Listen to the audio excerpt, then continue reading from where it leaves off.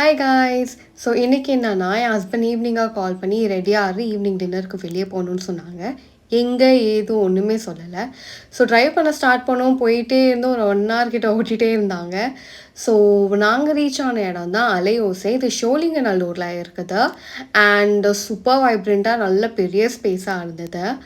So நாங்கள் போனப்போ அவ்வளோ க்ரௌடு இல்லவே இல்லை. நாங்கள் நினச்சோம் என்ன தெரியல எப்படி இருக்கும் அப்படின்னு. பட் போக போக ஃபுல்லாகவே ரொம்ப க்ரௌடட் ஆகிடுச்சு இந்த பிளேஸு. அண்ட் இதுதான் இந்த பிளேஸோட என்ட்ரன்ஸ். அண்ட் நாங்கள் உள்ளே போகிறப்போ ஒரு சின்ன பாண்ட் மாதிரி இருந்துச்சு. அந்த பாண்டில் வந்து லைக் ஃபிஷ் எல்லாம் இருக்குது. நீங்கள் அங்கே போய் ஃபிஷ்ஷிங் கூட பண்ணலாம். நாங்கள் போய் அப்புறம் எங்கள் டேபிள் உக்காந்துட்டோம். அண்ட் அதுக்கப்புறம் நாங்கள் ஆர்டர் பண்ண ஸ்டார்ட் பண்ணிட்டோம். ஸோ ஆர்டர் பண்ணுற கேப்பில் வந்து இங்கே அந்த பாண்ட் சொன்னாங்க. ஸோ அங்கே போயிட்டு நான் ஃபிஷ்ஷிங் பண்ணிட்டு இருந்தேன். அது அந்த இது உள்ளே போச்சுன்னா எழுது. ஹாய் சொல்லு, என்ன பண்ணுறீங்கன்னு சொல்லுங்கள். எங்கே வந்து பிடிக்கிறீங்க? ஹோட்டல் பேர் சொல்லுங்கள். Roll roll roll. ஓ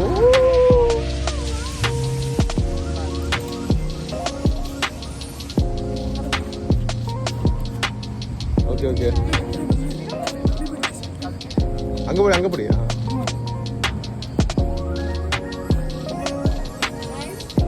என்ன பண்ணீங்க சொல்லுங்க.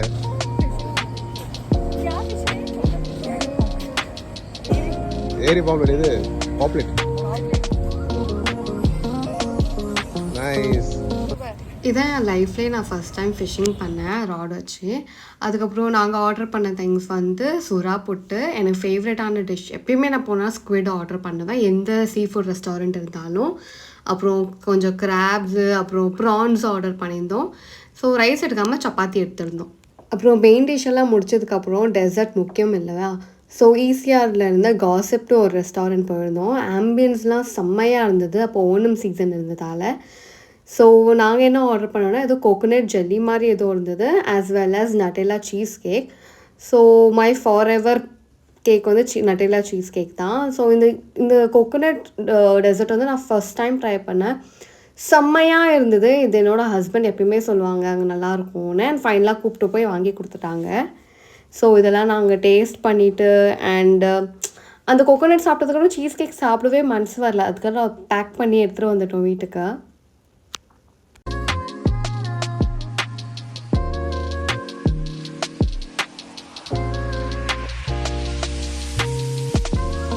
அப்புறம் டெசர்ட்லாம் சாப்பிட்டு முடிச்சுட்டு டேவே கம்ப்ளீட் ஆகிடுச்சு. அவ்வளோதான், கிளம்பிட்டோம். அப்புறம் பை பாய்.